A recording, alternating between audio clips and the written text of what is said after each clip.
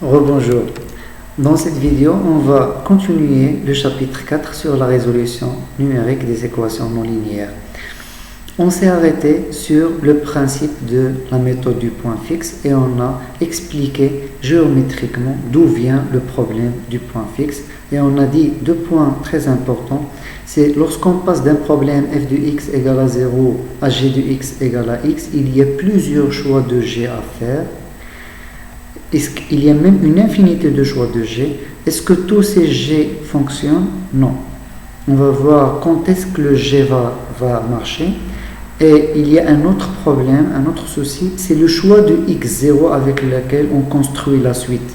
Il est primordial pour la convergence de la suite aussi. Donc on va s'intéresser au choix, aux conditions qui seront faites sur g et sur le x0 pour que cette méthode converge, pour que la méthode du point fixe converge vers la solution souhaitée. Donc là, on va définir c'est quoi une fonction contractante. Donc on dit qu'une fonction est contractante de rapport k si g de x moins g de y en valeur absolue est inférieur à k fois x moins y avec un rapport de k. Donc si g est une fonction de classe C1 et si g' est inférieur ou égal à k avec un k strictement inférieur à 1, on dit que g c'est une fonction contractante de rapport k. Donc, pour la démonstration, elle est simple, on utilise juste l'inégalité des accroissements finis. G de x moins g de y est inférieur au max de g' fois x moins y. Puisque g' elle est inférieur à 1, alors le max de g' est aussi inférieur strictement à 1. Donc, on obtient g de x moins g de y inférieur à k fois x moins y, où le k est strictement inférieur à 1. Donc, c'est la définition d'une fonction contractante. Donc si g' est strictement inférieur à 1, c'est la même chose qu'une fonction contractante. Donc voilà les résultats concernant la méthode du point fixe. Voilà comment on construit la suite à partir de g. Donc avec un x0 donné, on construit la suite ainsi. xn plus 1 c'est g de xn. Si j'ai ces conditions, soit la fonction g k contractante ou bien g' est strictement inférieur à 1 en valeur absolue et g de AB est inclus dans AB, donc il y a deux conditions à vérifier. G' strictement inférieur à 1 et g de AB est inclus dans AB. Alors, il existe un unique x bar tel que g de x bar égale x bar, c'est-à-dire il existe un unique point fixe de g. Et le deuxième résultat, c'est que la suite xn ainsi définie converge vers ce x bar quel que soit x0 dans AB. Donc là, c'est une convergence globale parce que pour tout x0 dans AB, la suite xn converge vers x bar. À l'inverse de la convergence globale, il y a un résultat de convergence locale. Ça veut dire si g est de classe C1, mais seulement en voisinage de x bar, et le g' de x bar est strictement inférieur à 1, alors il existe un epsilon tel que la limite de xn égale à x bar, quel que soit x0 appartient au voisinage de x bar. Donc là, c'est un résultat ici qui est global, mais là, c'est un résultat juste local, parce qu'on n'a pas g' de x inférieur à 1, quel que soit x dans AB, on a seulement g' du point qu'on cherche, elle est inférieur à 1. Ça veut dire que g', ça va être strictement inférieur à 1, seulement au voisinage de x bar. C'est pour cela qu'on dit qu'on a une convergence locale. Donc là, la convergence, elle est vers x bar seulement pour x0 appartient à un voisinage de x bar. L'ordre de la convergence de la méthode du point fixe, si xn converge vers x bar avec un x0 proche de x bar, et x bar c'est un 0 de multiplicité p, on dit que la convergence de xn est d'ordre p. Donc, on va voir quelques étapes pour la démonstration de la convergence ici. Donc, xn plus 1 moins xn, c'est g de xn moins g de xn moins 1. On sait que g elle est contractante, ça veut dire qu'elle est inférieure à k fois xn moins 1. En itérant cette majoration, on arrive à inférieur à k à la puissance n fois xn moins x0. Et on prend maintenant xn plus p moins xn pour montrer que la suite est de Cauchy. Donc xn plus p moins xn, c'est xn plus p. J'ajoute et je diminue le même terme, j'ajoute et je diminue le même terme, jusqu'à ce que j'arrive à xn plus 1 moins xn. Donc du coup, tous ces termes-là que j'ai ajoutés, c'est un 0, mais là, je vais faire l'inégalité de Cauchy-Schwarz. La somme, la valeur absolue de la somme est inférieure ou égale à la somme des valeurs absolues. Donc cette quantité est inférieure à cette quantité en valeur absolue, plus la deuxième, plus la dernière. Et là, on utilise la première inégalité qu'on a montrée. xn plus 1 moins xn est inférieur à k à la puissance n fois x1 moins x0.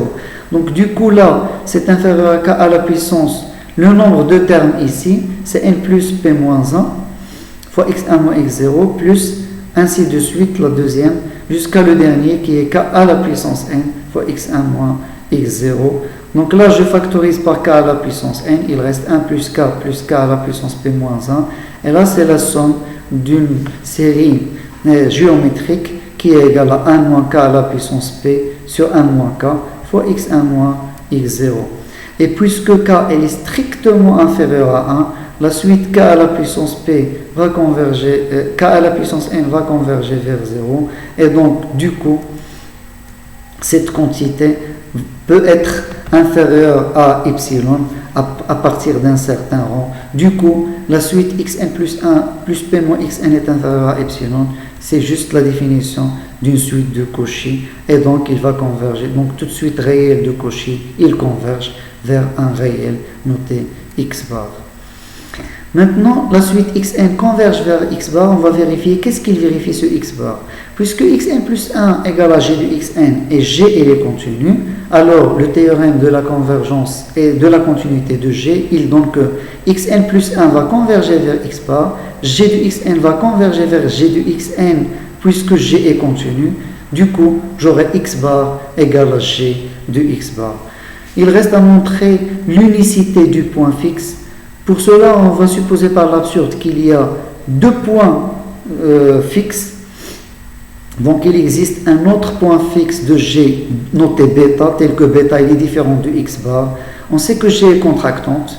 On va utiliser cette inégalité. X bar moins bêta, c'est g de x bar moins g de bêta, est inférieur à k fois x bar moins bêta parce que g elle est contractante.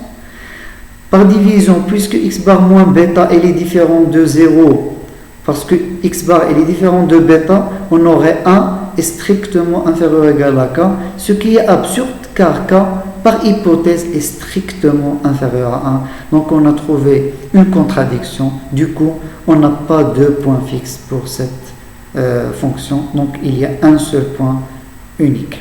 Maintenant, on passe à montrer le troisième point. Donc, ça veut dire xn moins x bar est inférieur à kn fois x0 moins x bar. Donc xn moins x bar, c'est g de xn moins 1 moins g de x bar. En utilisant la fonction contractante, c'est inférieur à k fois xn moins 1 moins x bar, et itérativement jusqu'à ce que j'arrive à k à la puissance n fois x0 moins x bar. Donc on a obtenu le résultat souhaité, ce qui termine la preuve de cette proposition très importante du théorème du point fixe. Donc on veut chercher avec une application le 0 du f, c'est la même fonction de f de tout à l'heure où on a utilisé la méthode de dichotomie, mais maintenant on va utiliser la méthode du point fixe. Donc pour chercher le 0 par la méthode du point fixe, on doit chercher un g. J'ai dit tout à l'heure qu'il y a plusieurs choix de g. Le plus simple c'est quoi? C'est lorsque j'ajoute ici un x, j'ajoute ici un x. Donc x plus f de x égale à x. Et du coup, notre g, c'est x plus f de x. Voilà un choix de g. Bien sûr, il y a plusieurs choix de g. Mais, comme j'ai dit tout à l'heure, le choix de g il est primordial pour la convergence. Donc là, j'ai pris un choix de g qui est x moins f de x sur f'. Je vais l'expliquer tout à l'heure. Je répète qu'il y a plusieurs choix de g. Ce choix-là, je vais l'expliquer à la fin de ce chapitre parce qu'il a une relation avec la méthode de Newton. Donc, g de x égale x moins f de x. X égale moins, je remplace f et f' par leur valeur. Et du coup, g' et g second, ils sont importants à calculer. Pourquoi? Parce que c'est eux qui vérifient, qu'on doit vérifier les hypothèses pour la convergence. C'est quoi les hypothèses de la convergence de la méthode du point fixe? G' est strictement inférieur en valeur absolue et G de AB inclus dans AB. Donc on doit vérifier ces deux conditions. C'est pour cela qu'on a besoin de calculer G' et G seconde pour faire un tableau de variation de G'. Donc là, Gx, et je calcule G seconde, et je cherche une solution. Il ne faut pas oublier que tout à l'heure, on a dit que cette fonction, je vais essayer de la retrouver.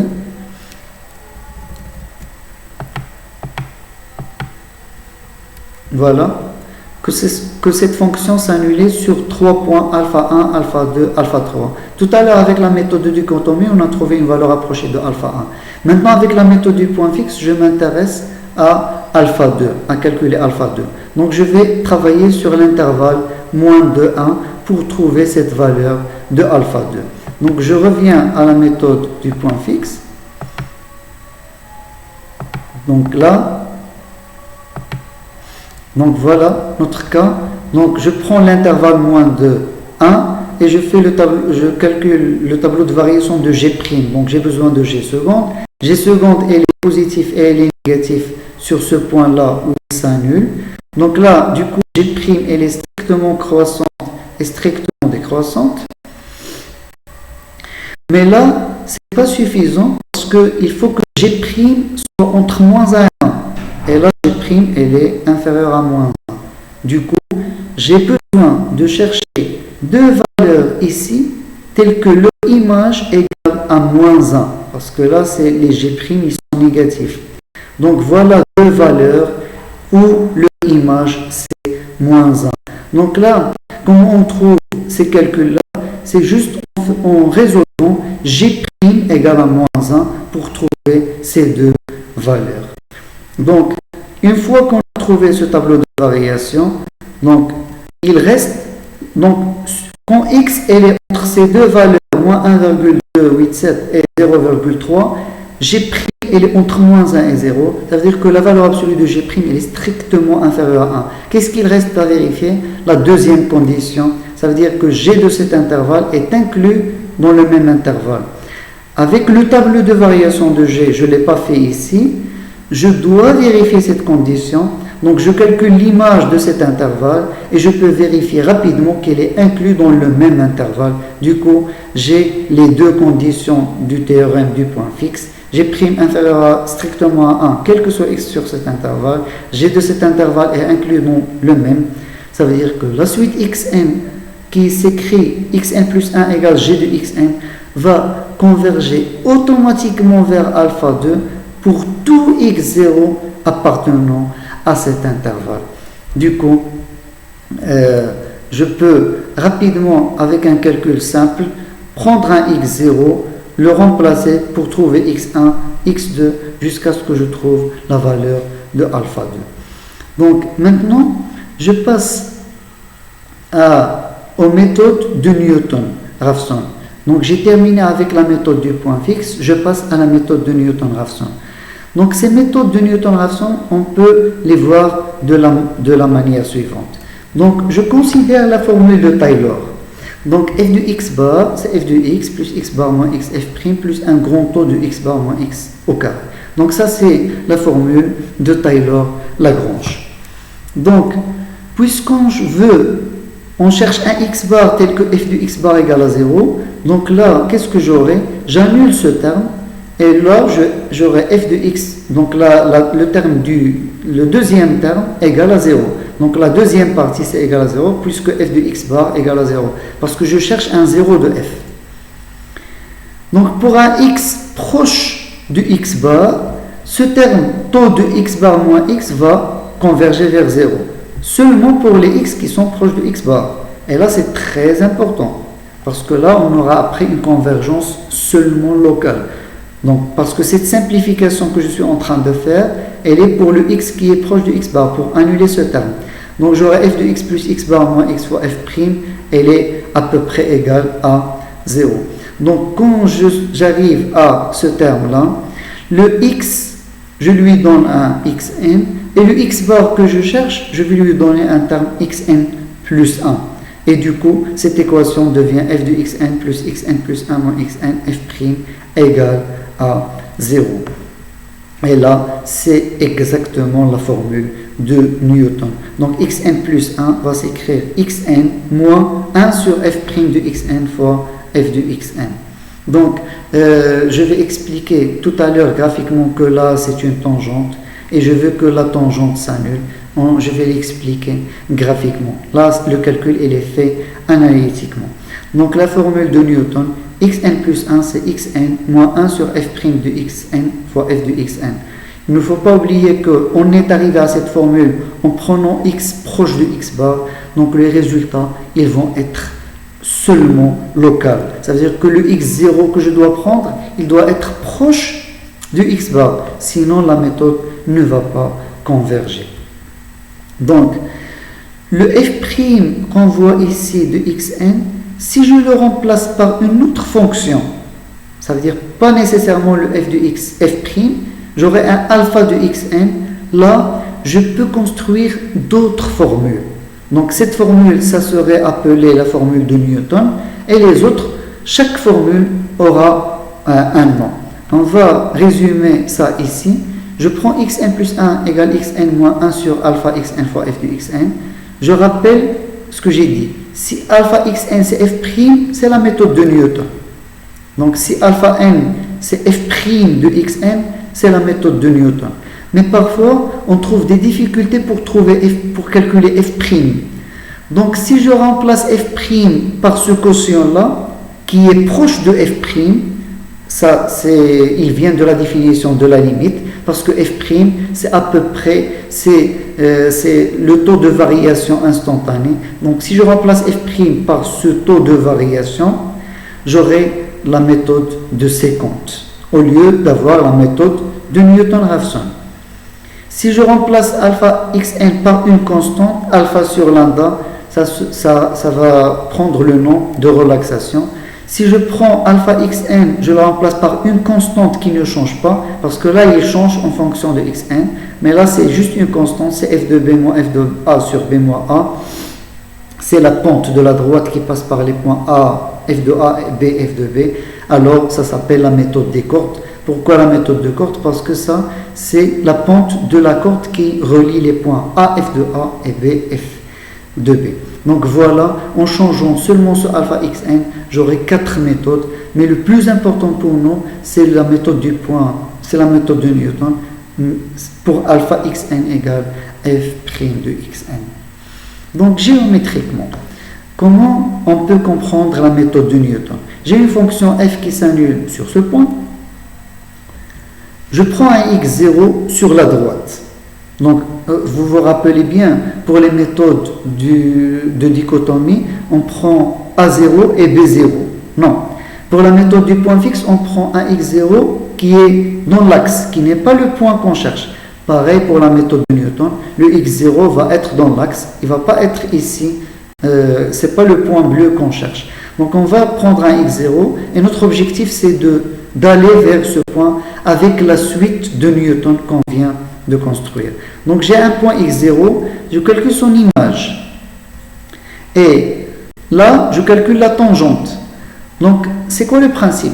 Au lieu de chercher le 0 de f, je cherche le 0 de la tangente de f.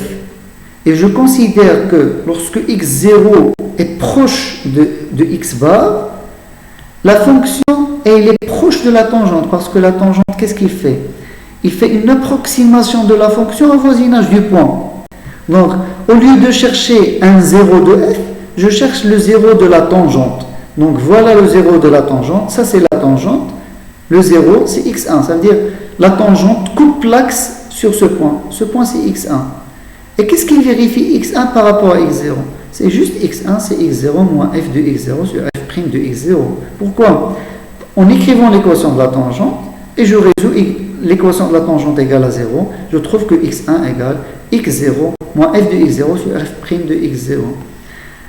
Qu'est-ce qui vous rappelle cette définition? C'est juste la définition qu'on vient de dire de Newton. xn plus 1, c'est xn moins f de xn sur f' de xn. Sauf que là, c'est avec 1 et 0. Pareil, une fois que j'ai le x1, je calcule son image et je calcule la tangente. Je dessine la tangente et la tangente, il coupe l'axe vers ce point que je vais appeler x2. Donc le x2 va s'écrire en fonction de x1 avec la même formule parce que c'est le point où s'annule la tangente. Ainsi de suite, je calcule l'image de x2, la tangente, et il s'annule en x3. Qu'est-ce que vous remarquez? On commence par le x0, on est arrivé à ce point-là. On converge vers le point bleu qu'on cherche avec la méthode de Newton. Est-ce que cette méthode converge toujours pour n'importe quel choix de x0? Non. Il converge seulement lorsque x0 est proche du voisinage. Je peux prendre un x0 qui est loin de la solution et la méthode ne va pas converger vers ce point. Il peut même diverger ou aller vers un autre point. Donc cette méthode dépend de x0 qui doit être proche de x bar. Ce qui est le point, l'inconvénient majeur de cette méthode. En résumé, on a dit que l'inconvénient de la méthode de dichotomie, elle était lente, mais il convergeait. La méthode de Newton, elle est trop rapide en convergence. Il a un taux de convergence 2 qu'on va voir après. Mais son inconvénient, c'est qu'elle converge pour un x0 qui est proche du point qu'on cherche. Et nous, on ne connaît pas normalement le point qu'on cherche. C'est pour cela que ça, c'est un inconvénient de Newton. Donc, la dichotomie a un avantage et un inconvénient. Newton, il a un avantage et un inconvénient. Comment on fait? On essaie de profiter des deux avantages. L'avantage de dichotomie et l'avantage de Newton. Comment on fait? Donc, puisque le x bar, on ne le connaît pas, et on veut savoir un voisinage de x bar, on cherche ce voisinage en utilisant la méthode de dichotomie. Parce que la méthode de dichotomie, obligatoirement, il nous donne un voisinage de la solution. Mais on ne continue pas avec la dichotomie puisqu'il converge très lentement. On repart à la méthode de Newton. Donc une fois qu'avec la dichotomie, il va me donner juste un voisinage, je prends un x0 dans ce voisinage et je reviens à la méthode de Newton. Ça veut dire je donne x0 ici, je retrouve x1, je donne x1, je retrouve x2. Et comme ça, je vais converger rapidement vers la solution souhaitée. Donc il y a un mélange des deux méthodes et ça c'est la méthode la plus utilisée dans les logiciels pour trouver un 0 de f. C'est qu'on commence avec la dichotomie et on termine avec la méthode de Newton. Donc les résultats théoriques concernant la méthode de Newton, ils sont les suivants. Si f de x bar égale à 0 et f' de x bar est différent de 0, ça veut dire que là, on dit que x bar c'est un 0 simple. Alors, nécessairement, xn va converger vers x bar, mais seulement pour un x0 appartient à un voisinage de x bar. Ça veut dire qu'on a uniquement la convergence locale et pas la convergence globale. Mais on a une confirmation de la convergence locale. L'ordre de la convergence qui est très important pour Newton, elle est 2, alors que la dichotomie, elle est seulement d'ordre 1. Ça veut dire quand l'ordre elle est élevé, l'erreur elle diminue rapidement vers 0. Donc si x0 est un 0 simple, alors la convergence elle est d'ordre 2. Malheureusement, si x bar pour un cas particulier est un 0 de f de multiplicité supérieur ou égal à 2, la convergence il tombe pour avoir presque 1. Donc il ne reste pas égal à 2. Donc le meilleur choix, c'est lorsque x bar est un 0 simple de f. Donc pour la preuve, c'est comme j'ai dit tout à l'heure, on utilise la formule de Taylor-Lagrange sur xn x bar. Je prends f de x bar égale f de xn plus f' plus la dérivée seconde. Donc il existe un état n entre x bar et xn, tel que ça c'est la formule de Taylor-Lagrange. Je sais que f de x bar égale à 0. Donc xn moins f de xn sur f' moins x bar égale à ce terme ici. Et là, on remarque que ce terme-là, je vais le poser xn plus 1, qui n'est autre que la suite de Newton. Donc j'aurai xn moins x bar en valeur absolue égale à la valeur absolue de ce terme fois x bar moins xn au carré. En posant ce terme une constante, donc c'est quoi la constante? C'est le max du numérateur sur le min du dénominateur. Comme ça, j'aurai xn plus 1 moins x bar est inférieur ou égal à une constante fois x bar moins xn. Parce que là, ce n'est pas une constante. Donc, je ne laisse pas une égalité, mais je majore par le max de cette quantité qui est égal au max du numérateur sur le min de f'. Donc, xn plus 1 moins x bar est inférieur à c fois x bar moins xn au carré. Et là, c'est la définition de convergence d'ordre 2 qu'on a expliqué au début. Donc, cette convergence est d'ordre 2. Donc maintenant, avec un cas pratique, je reviens à la même fonction de tout à l'heure où on cherchait le alpha 1, le alpha 2 et le alpha 3 et on cherchait des valeurs approchées pour ces trois quantités. Donc on construit la suite de Newton. Elle est toute simple. Xn plus 1 égale xn moins f de xn sur f'. Donc on remplace f et f' par leurs valeurs et on a automatiquement la convergence locale. Obligatoirement une convergence locale. Ça veut dire quoi? Si x0 elle est proche de alpha 1, on est sûr que cette suite va converger vers alpha 1. Si x0 elle est proche de alpha 2, on est sûr que la suite va converger vers alpha 2. Si x0 elle est proche de alpha 3, automatiquement la suite va converger vers alpha 3. Attention, si le x0 elle est loin de ses racines, on ne peut rien conclure, sauf si on fait une autre étude. Donc là, avec la méthode de Newton, si le x0 elle est loin des racines, on ne peut rien conclure sur la convergence de la suite. Donc, du coup, avec un algorithme simple, je commence par un x0 qui est proche de, là je cherche une solution de alpha 1 à 10-8 près. Je prends un x0 égal à moins 3,3. Vous allez me demander comment on prend ce moins 3,3 ici en utilisant la méthode de dichotomie qu'on a fait tout à l'heure. On essaie parce que là, de dichotomie, qu'est-ce qu'on a fait? Moins 2, moins 4. On sait que le alpha entre moins 4 et moins 2.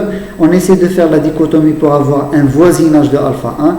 Une fois qu'on trouve un voisinage avec la méthode de dichotomie, on ne continue pas avec la dichotomie, même s'il peut donner une solution, mais il va la donner très lentement. On prend le voisinage et on prend un x0 dans ce voisinage, par exemple moins 3,3.